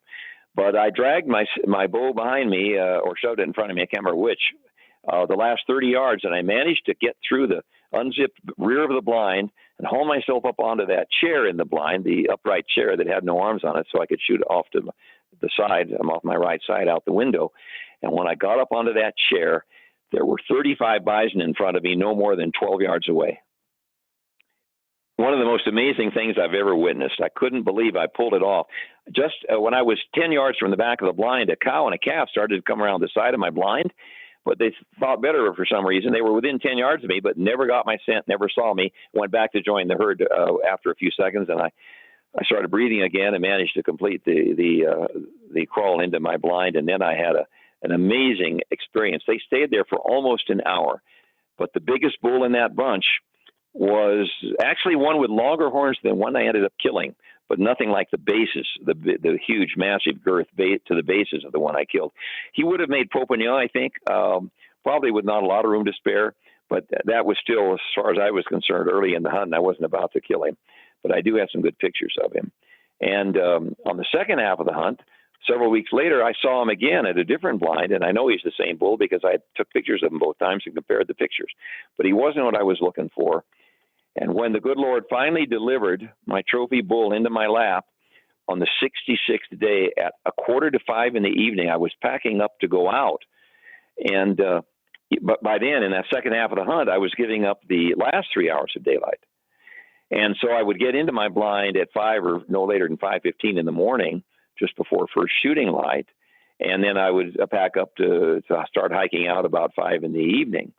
Well, here I was on that fourth day from the end of my hunt when I heard a voice say, I was starting to pack up to go hike out, and I heard a voice say, "Dennis, look up." And I looked out the window, and here's this big old pumpkin head, not 20 yards from me, not 10 yards from my salt. And he walks up to that salt and turns to face directly at the blind, so I had no broadside shot. And the trail cameras reveal later when we studied them that he spent 13 minutes on that salt. And once I knew he had no awareness of my presence, just 9 yards away from him, I was up above him on a little bench under the overhanging limbs of a big fir tree. And I had used my rangefinder to measure the tilt, the angle downhill. It was a 23-degree angle downhill shot. But at 9 yards, that didn't much matter. All I knew was that when he turned to go, I would have almost no time to get the shot off when he gave me a momentary look at his broadside. So I sat there for 13 minutes with an arrow on the string, and for about 10 or 11 of those minutes with the broadhead sticking out the window of the blind I was going to have to shoot out of. And when he lifted that first front leg to turn to go, that's when I drew. And I'm sure I must have reached my anchor, but I didn't even hold for a half a second. The arrow was away as soon as I touched my anchor spot, because I knew that if I even held for a second, that broadside view would be disappearing real fast. So, and if your listeners want further evidence that the good Lord decided to lend me an assisting hand, why, it's the fact that bull was dead in 35 seconds and only traveled 18 yards from where he was standing when the arrow struck him. Man. Oh, the lethality. When we skinned him out that night and opened up his rib cage and looked at the vitals, the arrow had busted through a rib on the near side, his right side. It had transfixed both lungs. The broadhead had bounced off a rib on the far side and bounced backwards, but the rear of the broadhead was not able to go backwards through the far lung. But what the arrow did in between the lungs was the miracle. It totally severed the pulmonary artery that comes up off the top of the heart and provides the blood supply to the juncture where the two lungs meet at the top. So he had instant, massive internal bleeding, and that's why he only went 18 yards. Now, if that wasn't providential assistance, I don't know what was. What broadhead were you shooting? The one I've used for the last 8 or 9 years, the one I swear by, it's a two-blade, single bevel broadhead, a 3-to-1 ratio in terms of length to width, called the Tough Head. Tuffhead. Are you familiar with it, Rob? Oh yeah, they're a very popular broadhead for sure. Yeah, I love it. I've taken not only 3 Boone and Crockett animals and 3 Poponyoy animals in the last 5 years with that broadhead in my whitetail hawk recurve made by Steve Gore of Arlington, Washington, Cascade Archery. But I also took what for 1 year was the SCI world record for free-ranging red stag in New Zealand, and I shot that stag with my recurve bow and that Tough Head. What bows are you shooting? Before you answer that, I have so many questions and so many places this could go. Okay, fire away. Away. Well, I don't know. We have enough time in just one podcast, but well, we can do another one. I'm happy to do another one for you, part 2. We may have to. So, whose bows are you shooting? Tell me a little bit about the history of your stick bow. I have a bow I cherish, made by Ken Buck at Blackwidow. I've only actually taken one animal with that, and it was a Canada lynx up in British Columbia. And then a well-known, he's written for a lot of the stick bow magazines, Mexican-American friend of mine named Manuel Cervantes. He talked me into selling that bow, and he became a fan of mine years ago after the book came out, and we've become good friends. And he wanted in the worst way to have one of my bows, so I sold it to him for a song. And when he came to the Professional Bowhunter Society gathering in Springfield, Missouri last spring, he brought that bow to me and had me autograph it for him. We hadn't met before in person, but that was a real sweet reunion because we'd got to know one another over the phone for years with many conversations. And anyway, I have another Blackwidow bow that Buck made for me. When I told him, I want you to make me a bow that I can handle when I'm 80 or 85 or 90. And I said, rather than 60 pounds, which is the one I'm still shooting, and I killed that bison with this August, that's 60 pounds at my 31.5-inch draw. Holy smokes. That's a recurve made by Steve Gore, as I said, of Cascade Archery. He's a very well-known, accomplished bow hunter and has made many bow hunting videos. Are you familiar with Steve Gore? Yes, I am. Well, he's about my age or awful close to it. I first became aware of him when I read an article of his in Outdoor Life magazine of a do-it-yourself Rocky Mountain bighorn hunt where he killed not one, but over a period of several years, he killed 2 Rocky Mountain bighorns with his recurve in Montana, just over the counter tags when you could do that in Montana. Did you say 31.5-inch? Mm-hmm. Oof. What kind of shafts are you shooting? You said that they're either Port Orford cedar or fir. Because I wanted a heavier arrow for the Alaska moose that I took when I upgraded my Alaska moose in 2016. Got a nice Pope and Young moose then, and I wanted that heavier arrow for this bison hunt. I had Suzanne St. Charles make these arrows out of fir, which is quite a bit heavier than cedar. And so the arrow I was using on these bison, together with the weight of the 225 grain broadhead, that's they make the tough head in several different weights, but I chose a 225 grain. I think they make a 190 grain as well, which I'm going to use on caribou next year, and a lighter arrow. But my arrows were 800 grains, the ones I was using on this bison hunt. 800 grain shooting, how many pounds? 60. 60, man, that's a freight train coming down the tracks. There's a lot of foot poundage impact there for sure. So tell me what do you feel like your greatest attribute as a bow hunter? Because what you've accomplished is amazing. As you reflect back, what do you feel like your greatest attribute to get there is? I would say it's perseverance, patience, and perseverance. I'm fortunately blessed with the kind of temperament where I can be patient for hours and days and weeks and even months, as this bison hunt proved. But it requires a lot of mental and emotional self-discipline. A lot of people just don't have the patience to sit all day in a blind. And somewhere in my book, you'll run across a statement that I say, I think the single biggest difference between a successful bow hunter and an unsuccessful one is patience. Because so often it takes hours and hours, even days, before the right situation develops where you can finally put the sneak on that trophy animal you have in your sights, or that you have just stumbled across it. You may come across him early in the morning. You may not see him again for a day or 2 or 3, or maybe a week later, but he's there. And once you start hunting a particular trophy animal, it takes tremendous patience and perseverance and willingness to pass up chancy situations to close the deal, instead holding out for one that increases your odds significantly. And that's when you usually have your success, if you're simply patient enough. And also if the good Lord decides to put his blessing on your hunt. For sure. And I think to reiterate what you said there, and I'm guilty of it, but patience, not just talking about 66 days straight, or not straight, but 66 days in a blind. It might be just the patience of, just waiting for that critter to take one more step, because you got a shot right now, but it might get better.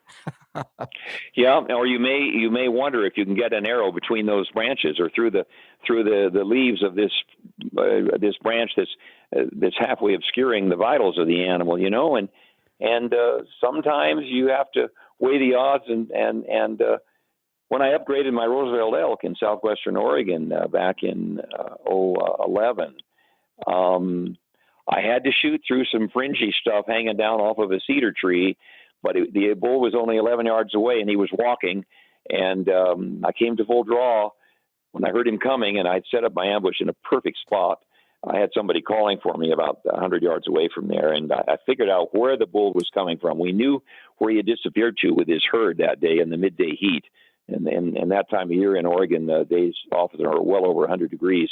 But I knew where this bull would be coming from, and I found the perfect spot to ambush him. And when I finally got my chance, I came to full draw, and as he was broadside to me, I knew I was going to have to shoot through a bit of fringy stuff, but I didn't think there was anything there very substantial. And so I grunted, and he put on the brakes, and that's when I let the arrow go, and it cut off the artery coming off the top of his heart, and he died 20 yards away from where he was standing when the arrow hit him. What's your shooting method? Do you shoot gap? Do you shoot instinctive? I shoot pure instinctive, but I certainly admit I used to be a gap shooter. But when I attended an instinctive shooting clinic in Nixon, Missouri, back in 2005, I think it was, put on by Ken Buck and Fred Asbell, I refined my technique. I learned a lot from those two guys, and I realized that rather than ever focus my eyes, even momentarily, on the tip of my arrow, that I was better off not doing that. And so now I see it out of focus, the tip of my arrow, in my vision when I'm coming at full draw, but I never take my eyes off the target that I want to hit, the particular spot on the animal that I want to hit. I'm always focused there. But I admit that the gap shooting method plays a part in my unconsciousness due to my peripheral vision, so to speak, where I'm not focused on the tip, but I'm aware of where it is when I'm at full draw, more or less. So you think is that split vision, or is that more like Howard Hill shot? Well, I don't know that I would put it that way. What I can tell you is this, that if I have a chance to use a rangefinder before the animal ever arrives at a spot where I think I may have a chance to make a shot, I'll take readings with me around my rangefinder. But I never yet, unlike Chuck Adams's method, I never yet have seen the animal that I want to kill, made my stalk, get out my rangefinder, range him, and then draw the arrow and shoot for that distance. I don't ever use sights or any aiming devices at all. What I do is familiarize myself with the terrain where I might get a shot opportunity. If there's a concave contour between me and a possible target area, which can be deceptive. It can be a lot closer to you than it looks if you're looking across a draw, for example. Or if there's a convex contour between me and an animal where his legs are cut off and I can't really see all of the terrain between the soil between me and the target, that can be deceiving too. It can be a lot further away than it looks.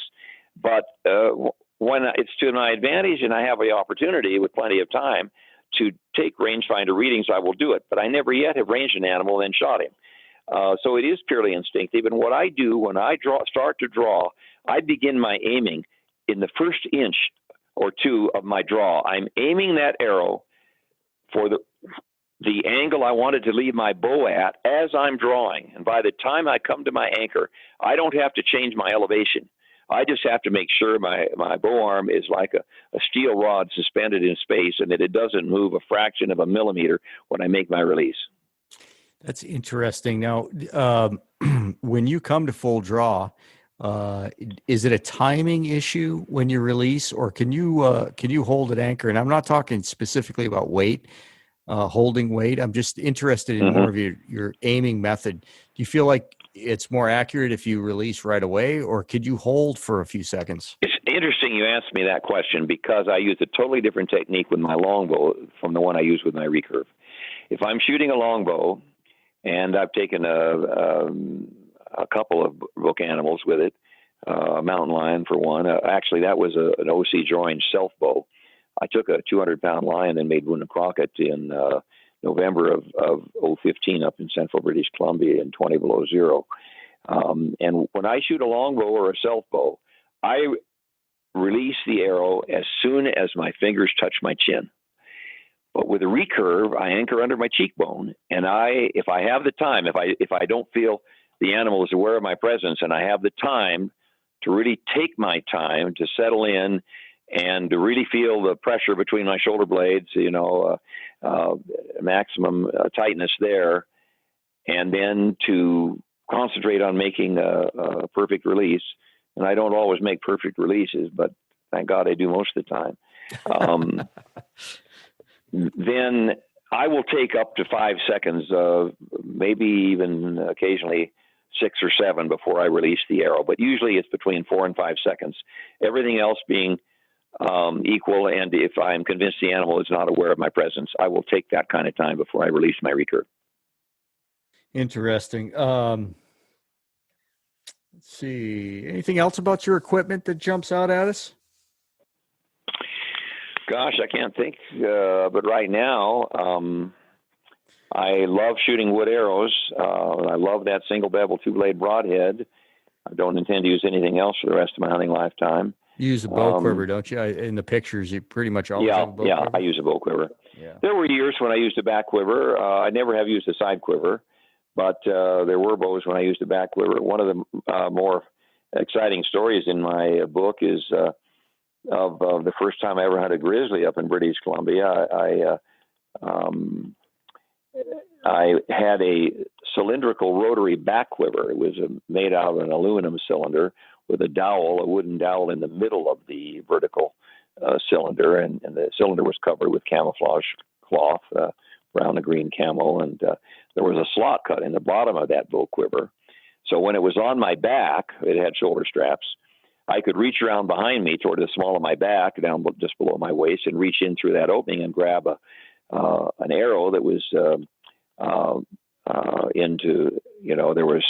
was an upper and a lower ring of foam, hard black foam, with notches in it for each arrow, and the shaft of the arrow would slip into those little round holes. You know what I'm talking about? Yeah. And so I could detach an arrow at the bottom and just let gravity pull the arrow downward out of the quiver and let it slip through my hands until I felt the feathers, and then slap it on the bowstring. Well, this story I'm about to tell you, and I won't take long doing it, was one of the most exciting moments in my whole hunting lifetime, because I was hunting with a buddy I'd introduced to archery. We drove up there from the Seattle area to my first ever hunt. It was supposed to be a moose hunt, but the outfitter said, you better buy a grizzly tag and a black bear tag, because we do have a lot of bear up here too. So one of us bought a tag, and we weren't too choosy at that time as to who filled the tag. I don't think back in the 1960s anybody cared. It wasn't like things are today, but at any rate, we had a tag, and the first evening of the hunt, the outfitter took us across this lake in a little boat, and we got out, and he said about 100 yards into the forest, there's a hidden meadow in there, and a lot of wildlife comes through it, and especially in the evening. And we were particularly hunting moose, and I'd never been on a moose hunt before. That was the primary goal of the hunt. But he said, you never know what's going to come out into this meadow. And there was a little stand of jack pines about, I want to say, 50 or 60 yards away from the big forest where we entered the meadow, which closest to the lake. That was the part of the meadow closest to the lake. And this jack pine stand was maybe 40 yards across. And then it was another 150 yards across the meadow to the far side of the meadow. Well, we hadn't been there for 20 minutes, and he had my friend Jack take up a stand on just inside that little stand of timber, closest to where we'd come from, 50 yards away across that narrow neck of meadow. And I was on the other side of that stand of jack pine, looking out over the big expanse of meadow. We hadn't been there 20 minutes when all of a sudden I heard my friend's bowstring twang and realized he'd shot at something.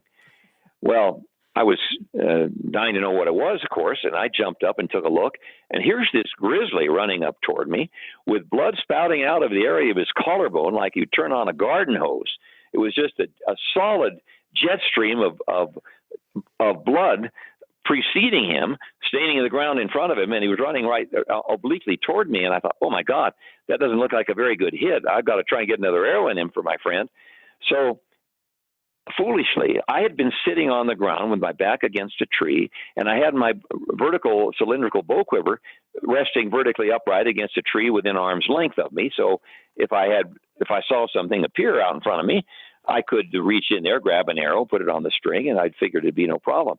Little did I dream that I'd have this kind of excitement heading for me into my lap within minutes after I sat down there. So I'm frantically trying to get an arrow out of that quiver, which, as I say, is leaning against the tree vertically. And I detach the arrow from the clip down below, and the broadhead comes out that opening. And as I yank that arrow, trying to yank it out of the quiver, the broadhead hangs up in the blackberry vines in the grass at the base of the tree. And I'm just, by then the bear's almost upon me. And I give it a one last jerk with all my strength, and it slices through the blackberry vines, but it continues on to slice my bowstring in half. So all of a sudden, I stand up. I'm holding a useless bow in one hand, a useless arrow in the other hand, and this grizzly is 20 yards from me, and all of a sudden, he puts on the brakes when he sees me. He stands up on his hind legs, and he lets out the most horrendous sound I have ever heard in my life. The roar that he came out of his mouth just made my blood curdle. And I'm wondering at that point, where the hell is our guide? Because I hadn't seen him since he left the two of us alone. Well, at that point, thank the Lord, I hear a voice coming from behind me saying, "Shall I shoot him?" And he was hiding behind me, 20 yards or so behind me. I didn't even know it. And my answer was, not unless he charges, because I didn't want him to put a bullet in this grizzly that my friend had just put an arrow in on the off chance that arrow might end up killing that bear. Sure. So at that point, the grizzly, deciding he was outnumbered by hearing a voice coming from some human being other than me, he spins down off his hind legs and continues to run across the meadow into the far forest. Well, long story short, we waited half an hour, but by then it was getting pretty dusky. We went across the meadow, and there was a solid red line there for, I want to say, for at least 50 or 80 yards before it started becoming more spotty. But we stuck our heads under the canopy of the forest there, and it was already night. We knew we weren't going to try and follow that wounded bear into that forest. There's nothing more dangerous than that. So we went back to the cabin on the other side of the lake, spent the night, and the next morning, well, it rained all night, cats and dogs all night. Shoot. I learned something about blood trailing, though, after a hard rain. This guide was pretty savvy. He taught me that you can follow a blood trail in those conditions in the forest if you examine the underside of the leaves that the animal has passed by, because the passage of his body will turn some leaves over, and he'll deposit some blood from his wound on the underside of the leaf. And the top side, once the leaf rights itself, the top side of the leaf is washed clean, of course, by the rain. But if you are looking on the undersides of leaves, you can sometimes find a blood trail. And by using that, we managed to go about 200 yards into the forest the next day till we got to the spot where that bear had bedded down for the night. And he had torn the ground up there big time, but he'd also left a blood clot that blew out of there, out of his collarbone, I guess. And from then on, there was no more blood. But it dried out during the late morning, and we were able to follow him for another half mile just by where the passage of his body had matted down the wet grass, or where he crawled over a log and left a few belly hairs on top of the log, that kind of thing. But by mid-afternoon, things were totally dry, and we gave up, and we knew that bear was going to survive. Yeah, it's too bad. It it is amazing. Muscle hits, superficial muscle hits can put a lot of blood out early, especially on a bear. Well, I think it might have been a vein against the collarbone, the arrow cut against the collarbone, but they have a way of staunching internal bleeding if you don't get the major artery or don't get an organ. Yeah. Especially mountain goats. Mountain goats are notorious for staunching their bleeding. In fact, I had a mountain goat biologist explain to me once, a good friend of mine, Wayne Heimer, who was the head sheep biologist for Alaska for 25 years. He was an expert on sheep and goats, and he said, I'd never heard this before, but he told me that if a mountain goat sustains any kind of an injury that causes any bleeding anywhere on his body, they have the capability, their body is possessed of the capability that goes way beyond any other species of big game in North America of contracting all the veins and arteries where they shrink dramatically, including all the capillaries, to staunch bleeding. And he said, to a degree that none of the other animals in North America can begin to copy or imitate. So I'd often heard that mountain goats were really tough, but I never fully understood it until I heard one story and until I witnessed another one. I actually saw a mountain goat in the North Cascades of Washington, traversing a narrow little ledge across a cliff that was virtually vertical. And part of that ledge he was on suddenly broke away. I mean, of all the time for it to happen, who knows how many centuries goats had walked that ledge when it suddenly, part of it broke away, and it catapulted him into space. He fell 50 feet through the air, landed, and got up and walked away from it, uninjured. I mean, it might have had some internal injuries, but you could see no sign of it. They're like cats on their feet. That was one thing that convinced me how hardy they are. But another story that did was this same friend of mine that put that arrow in that grizzly up in British Columbia, where he shot him in the collarbone. He was hunting by himself for mountain goats with a rifle in the Cascades, the Central Cascades, one day, and I had introduced him to this area. And showed him how to get up into it, and told him there were lots of goats up there. Well, he was not hunting with a powerful rifle. He was hunting with not a 30-06, but a 30-30, and so it's not that powerful a rifle.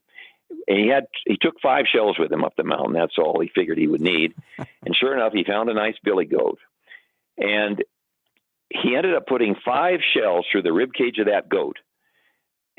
From less than 100 yards. That goat never went down, but that goat was definitely hard hit, and he was staggering around kind of like a drunken Indian, to the point where Jack was able to dog him down on foot. He jumped on his back and slit his throat with a knife, and that's how he killed him finally. Doesn't that just boggle your mind? They are survivors. I mean, they live in an environment that it's difficult to comprehend. It is. And, I've hunted goats a lot in Washington several times. I got drawn for goat tags. I love goat hunting. I love the country they inhabit. But if you're going to hunt mountain goats with a bow and arrow, especially a stick bow, you are taking your life in your hands. Even with a compound bow, more often than not, you have to get on the same cliff they're on. And you don't have the luxury of standing at the base of a cliff and knocking them off from 200 yards away, or shooting across a draw or a valley at 300 or 400 yards with a rifle. You got to get on the same precipitous places they are, and you really take your life in your hands. If any of your listening audience who don't already own my book want to go out and order it over the book's website, all the money will go to the 2 artists who illustrated the book. The book is 50% a fine art book illustrated by 2 of the best wildlife artists in the country. Hayden Lamson did the 30-color oil paintings, and Dallin Lamson did the 38 black and white fine line graphite pencil drawings. But that artwork dominates the book from one end to the other. And as of 3.5 years ago, I gifted all the remaining unsold copies of the 2 artists, because back in 2008, when the book finally came out on National Hunting and Fishing Day in September of 2008, they had donated their artwork to the project gratis. So it's only fitting that they eventually got some financial reward for it. So at age 76, when I decided, I guess it was 77, I decided I wanted to be able to travel more with my wife and hunt more while I still had my good health. I gifted all the remaining unsold copies to those 2 artists who live in Pocatello, Idaho. That's where the books are warehoused. And if any of your listeners want to order a copy over the book's website, which is barebows.com, but don't go there through Google. You can't get to there through Google's browser. You can get there through any other browser, but not Google's. If they order a copy, all the money will go to help Dallin Lamson feed his 6 kids. And he doesn't have another job. All he does is paint every day throughout the year. So I don't know how a guy manages to raise a family, feed a family of 8, raise a family of 6 kids on his earnings as an artist, but Dallin is doing it. But that's the main reason I wanted to make sure that they got all the rest of the money. The father wants the son to get all of it, and he does. And that's why I still have my business cards printed up and send people to my website, because I'm indebted forever to Hayden and Dallin for their contribution to the book. Hayden painted for almost 2 years, Rob, almost full time without a penny's worth of compensation for that book, Barebow. every one of the 29 chapters is introduced by a color plate of that species in its natural habitat, all done by Hayden Lamson. And then he painted a second painting of the grizzly bear to put on the front cover, since I was lucky enough to own the world record for 10 years, including when the book came out. And there will be a link in the show notes. That's barebow.com. They'll go to the show notes, and there'll be a link there to bring you there. It's barebow with an S on the end. Barebows.com. Okay. Yeah. What's your favorite species, and tell us your most memorable hunt? I've been asked that question a lot, and I've thought a lot about it. Certainly, those grizzly hunts I mentioned are unforgettable. I think, though, the answer I keep coming back to, the wild sheep hunts are always incredible. I was lucky enough to marry a Canadian, and I lived in Vancouver, BC for almost 11 years. And I found to my delight, once I realized the reality was there staring me in the face, that I could hunt British Columbia as a resident for the price of a $50 sheep tag. I could hunt stone sheep. And I actually got my stone sheep on my third attempt for the species on a do-it-yourself solo backpack hunt. Never saw another human being. Being a resident of BC, I didn't have to hire a guide outfitter the way I would have had to if I'd even been a resident of Alberta. So I spent a week up in the mountains, killed him on the 6th day, came off the mountain the night of the 7th day with a 140-pound pack on the biggest Rocky Mountain high, or Canadian mountain high, I guess I should say, I've ever known in my life. And that stone sheep hunt probably is the single most memorable hunt. I shot that ram from 11 yards, and that story in my book is called The Bowling Ball Ram. You'll have to read the story to figure out why, to understand why, but it actually, the title got reincarnated twice on the day I killed him and the next day as well. I won't say any more than that about it, but that ram rolled down the mountain like a bowling ball twice after I killed him. I'll leave the details to the reader, but that hunt probably was the most memorable one of my life. Cool. Man, like I said, there's so much left on the table, but I appreciate your time for sure. Well, it's my pleasure. There's nothing I love talking about more than hunting big game with a bow and arrow, and telling some of the more humorous or more dramatic or scary stories that I've been blessed with experiencing out there. Yeah. Well, when you publish this podcast, how long is it normally? You have to cut it down to 60 minutes or 30 minutes or what? No, I just let her rip. Sometimes they're over 2 hours. Oh, wow. People love Well, them, let's do part two. We've already been at it for almost an hour and 3/4 tonight, but if you want to do another one in a week or a month, I'll go another hour and 3/4 with you. That sounds awesome. Maybe we can drill down into some of the stories of your specific species. This is great stuff. I don't know if how up to speed you are on where the growth of bow hunting and the growth of traditional archery. But Dennis, you're 80 years old. You've been doing this. I mean, your lifetime. You've had a blast doing it. There's a lot of people that are 25, 30 years old that listen to this podcast, and if you can stop and think about, the technology in their lives, just from the time they're kids to today. And they're coming into traditional archery. So to hear a guy like you that's done so much with barebow and with a stick bow, it's pretty inspiring for sure. Well, wonderful. I would love to think that I can be an inspiration to other people. I'll tell you, I have so much of a commitment to that and to wildlife conservation, both to educating people about the charm and the romance of traditional archery, that when I'm trying to think when it was. Back in the spring of 2017, just before I gave the remaining books to the Lamsons to generate income for them. So when Three Rivers Archery, for example, they sell an awful lot of my books. They don't carry that book in every one of their catalogs, but it's online, of course, and in their Christmas catalog, it's always listed. But when they reorder for stock, or when they drop ship to a customer that places an order, they simply call up the Lampsons, and Alan sends them the books and whatnot. But I got off on a tangent there. What did I start to say? About promoting traditional archery, maybe? Oh, yeah. Just before I gave the Lampsons the remaining unsold copies, I made 2 major gifts to youth-oriented bow hunting organizations. One is called Scholastic 3D Archery. Are you familiar with them? No, I've never heard that.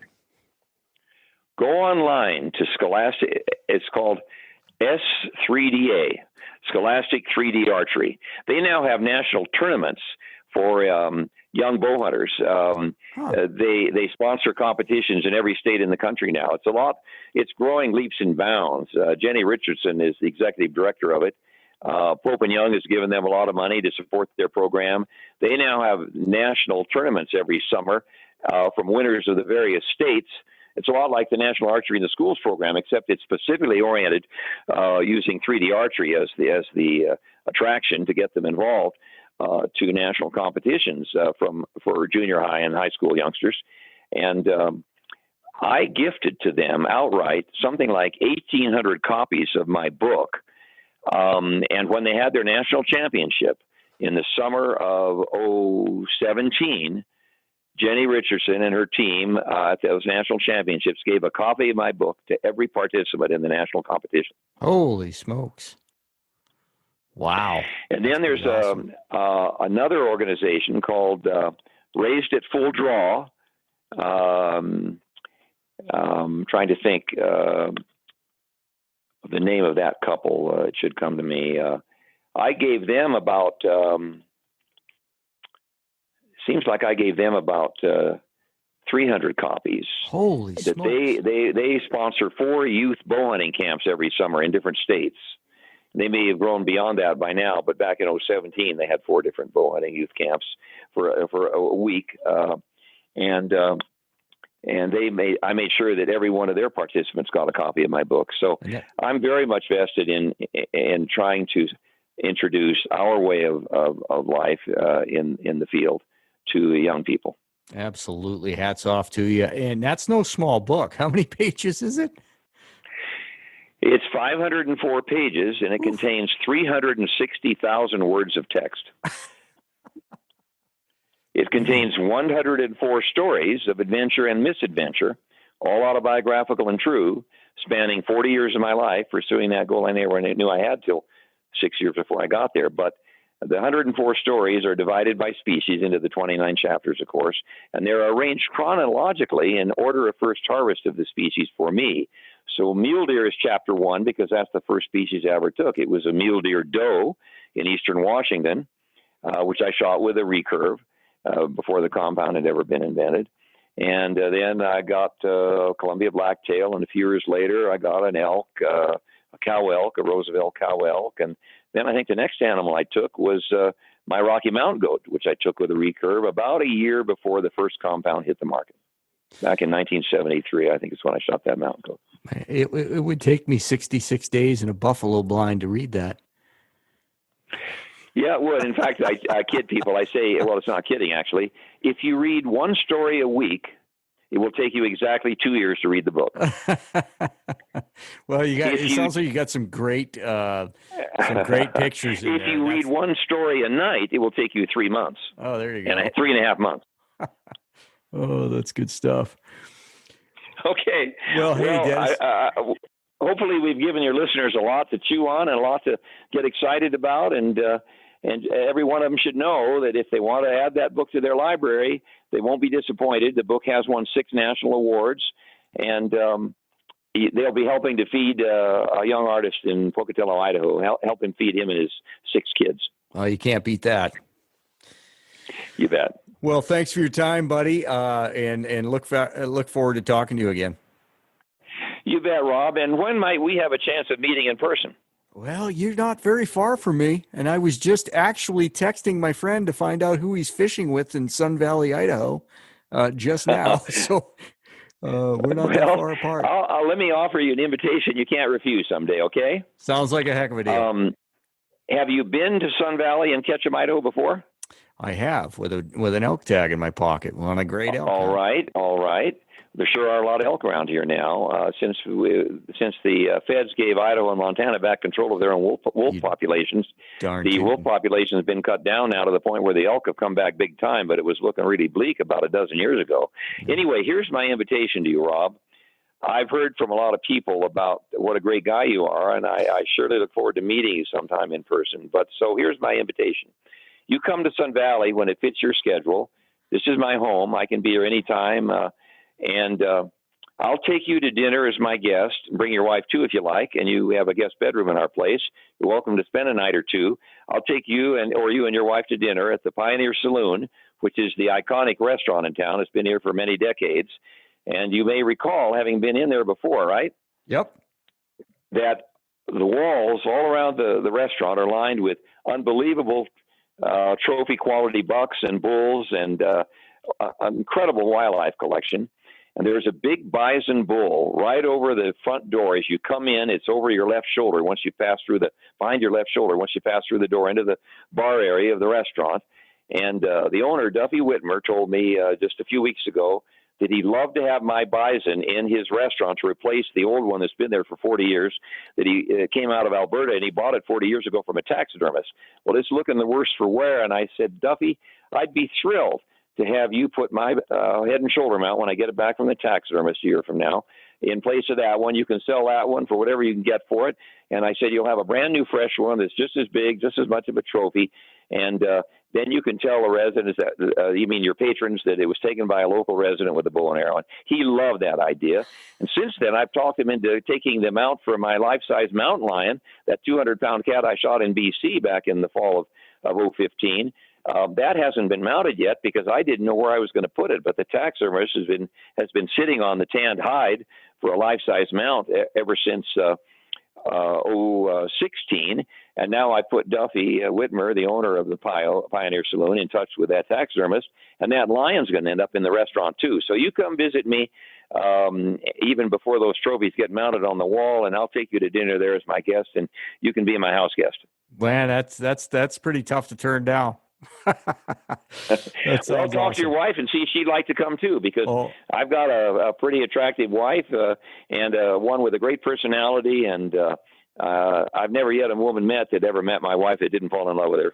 Well, I asked her to marry me 6 weeks after I met her. It was my third marriage. It took me 3 times to get my marriage right, but as soon as I met her, I knew I had made positive identification of a genuine angel down here on planet Earth. 6 weeks later, I asked her to marry me, and we're now in the 31st year of our honeymoon. Nice. And generally, I can't speak for everybody, but generally, wives seem to be the better half. For sure. And this one is an angel. If you want proof, and your listeners want proof that I'm married to an angel, consider this. I had to borrow heavily during those final years, those last 3 years, when I was hunting both brown bear and grizzly in both the spring and the fall in order to complete my quest. I had to borrow heavily to pay for those hunts against the equity in our home, and my wife did not divorce me. Now, is that not proof that she's an angel? Oh, that's good stuff. Okay. Hey, well, when you meet her, you'll understand why I say she's the single biggest reason I consider myself to be the most blessed man I've ever met. Oh, there you go. Well, I look forward to having dinner with you, Dennis. Let me know when it might work out, Rob, and I'll put it on the calendar. We'll be in touch. Thank you for your time, Bye-bye. buddy. You bet. My pleasure.